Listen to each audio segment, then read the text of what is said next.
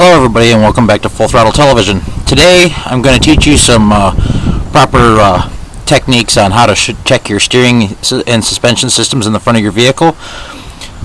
If you notice some slight wandering or instability or some swaying or some unusual vibrations coming from the front of your vehicle, sometimes it comes down to some of these steering linkages may be broken or worn out or something along those lines. But what you do is you grab the front of the tire and the back, move it side to side, and watch for parts moving. If you notice, that's exactly what we need to find right there. See how the pieces are moving? That means these are wore out. Specifically, the idler arm right here is what is worn out. This is a complete unit. It comes out with these 3 bolts right here and this castle nut down here. So what we're going to do is replace this today. Otherwise, we take note of right here, the boot is missing off of the tie rod end right here. Whenever the steering linkages are wore out, it'll create some sort of wandering, instability, a little bit of shimmying and shaking in the front end, lack of steering as far as it's slow to respond when you turn the wheel. That usually indicates that you have worn parts, and the best way to check it is by grabbing the sides of the tire and turning it left and right, and you'll be able to see if anything's worn out. We took note that all these are tight with the exception of this. So we're going to go ahead and change this. We should still bring it nice and tight. This is on the old Toyota. She does have over 250,000 miles on her, and they were not very gentle. So we decided to give her a good check because it was a little bit kind of swervy all over the road today. So we're going to go ahead and unwrap the package. All right, you Toyota guys will be familiar with this piece here. This is the passenger side steering idler arm. What this does is it holds the steering linkages up to allow it to steer both wheels. This follows along with the pitman arm on the driver's side. The pitman arm is mounted to a steering box which actually turns it. This moves in conjunction with the pitman arm at the same rate, same angle and everything, and it keeps the steering linkages high off the ground, up as close to the frame as possible, and then from there it has the tie rod ends coming down at angles down to the tires to allow the tires to still move independently without inhibiting their movement whatsoever. So this is quite important. If this was to break and fall out of the truck, essentially you would lose all steering in the passenger side tire. So that's why this is important to be replaced. So we're going to go ahead and get the other one out. Alright, for you Toyota guys out there, here's a little tip. Start by taking the nuts on the back side loose. It'll make it go so much easier, because with these loose, you can pretty much take the bolts out from the other side, as long as I don't turn while you're taking them loose. That's the tip.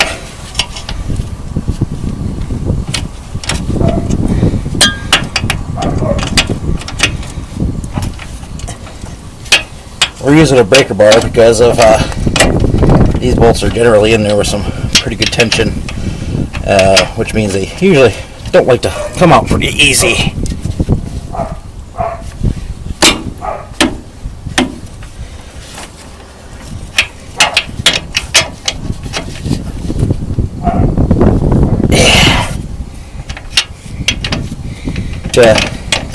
These actually seem to be cooperating with over 250,000 miles on them.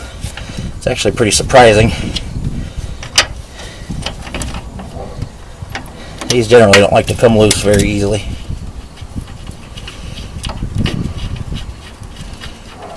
But once you have them all loose, just take the nuts off, and then you'll be able to remove the whole thing out the other side without any problems.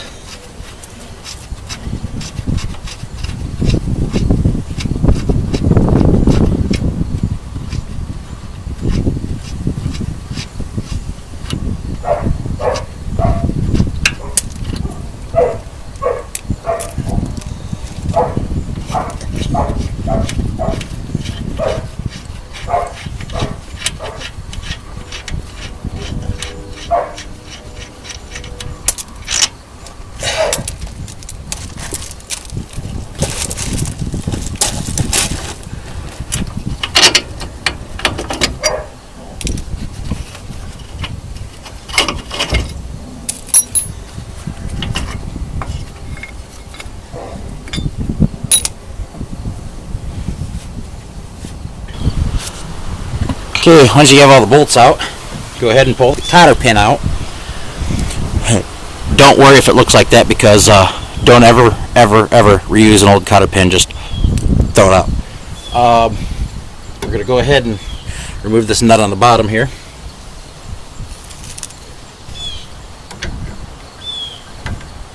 Look at that. That ain't 17 millimeter.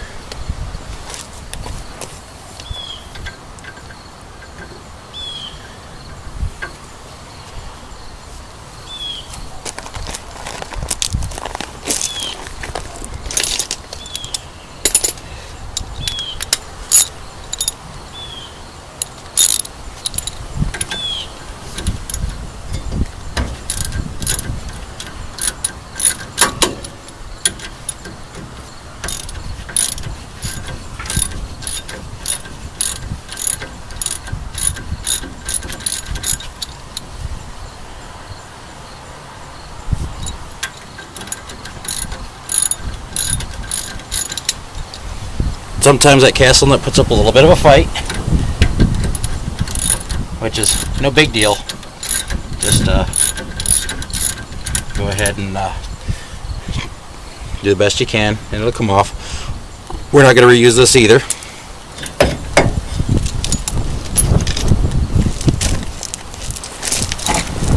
Sometimes these put up a little bit of a fight too.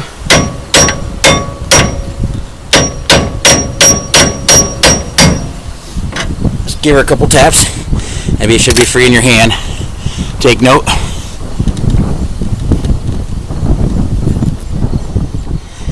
This is kind of why we're changing it.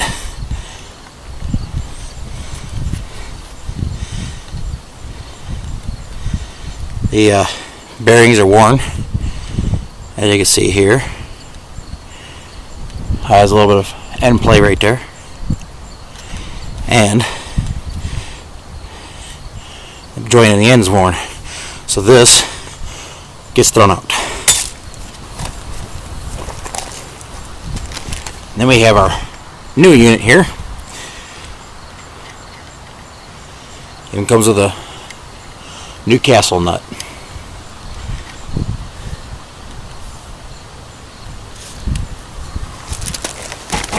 Gotta situate this bad boy right there like that. Get her sitting up there. Get the bolt started at least.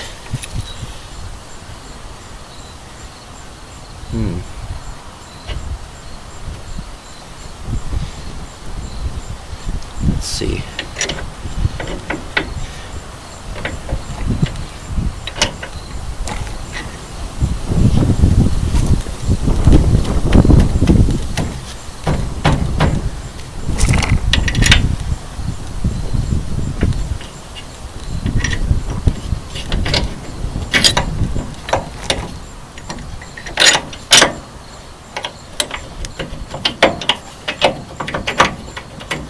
Sometimes these can be a little bit of a wrestling match themselves. Just stick with it and we'll get them in.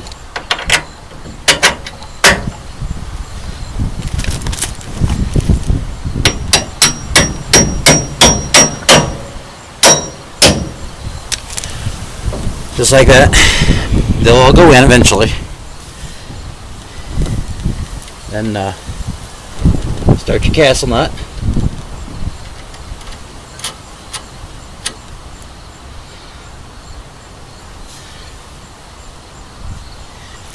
What you're going to do is,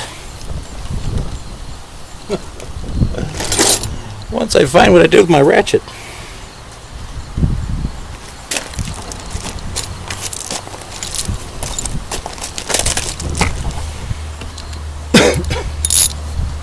what you're going to do is make sure to tighten this back up.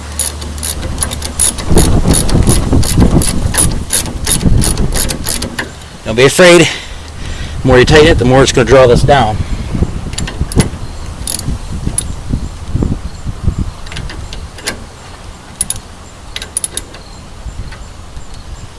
Just tighten it down until you can, so it's nice and tight, and you can get the cotter pin in there free and clear.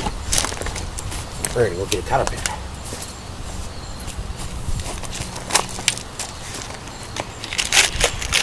You can pick up these packs of cotter pins at any auto parts store. Trust me, they come in handy.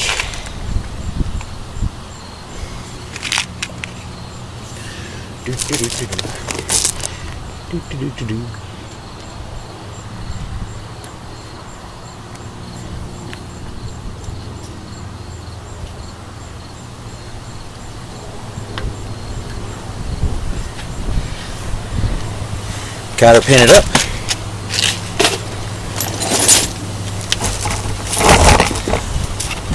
And now we're going to move back underneath. Just reinstall all the hardware. It's pretty simple and basic from here on out. No, you will not need to do a alignment after replacing this worn part, because you're not even changing the steering geometry. So that's a good tip for y'all out there, that you're not changing the steering geometry whatsoever. So you're not tampering with your alignment or anything like that. You're just getting rid of the slop in the steering. If your alignment was off before this, it's still going to be off. But if your alignment was on before this, as far as it was all within tolerances and everything else like that, where you had previously had alignment, which I had, because I replaced all this stuff before. I replaced all this stuff once before, and got an alignment done, and since then I managed to, if you will, break all these components.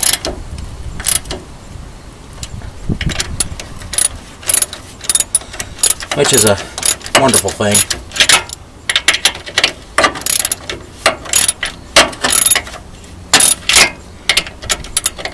We're just getting it tight with the small ratchet for now, and then we're going to move on to the big breaker bar and make sure it's real good and tight.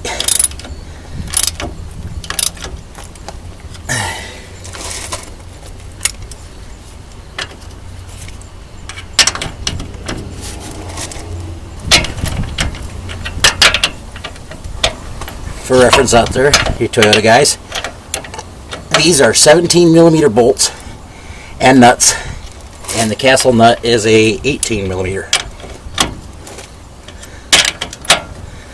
Just something you need to know you might have to have before you begin.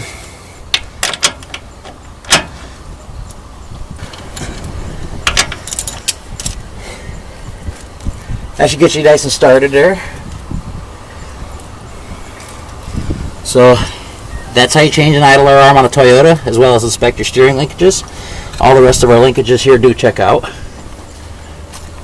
because all of these were replaced not too long ago. It just so happens that I broke this the other day, so I figured it'd be a fine time to show you guys and exactly what's entailed in changing the parts, as well as inspecting them, so you know exactly what to look for. So keep those thoughts in mind, and that way it'll save you a few bucks over at the repair shop. At least you won't have to take it over and have everything inspected. So now you know exactly how to inspect it yourself. To check your ball joints, you grab the top and bottom of the tire, jack it up, and tilt it forward and back like you would the tire side to side. And if you have play there, your ball joints are bad. If you don't, then they're fine. Same with the steering side to side. Now we should have no play, because the only play we had was right here, and we just fixed that. Luckily I had an extra one of these laying around, huh? So that should give you guys a good head start for you that are new out there on changing steering linkages and checking them and inspections and so on and so forth. So have a wonderful day.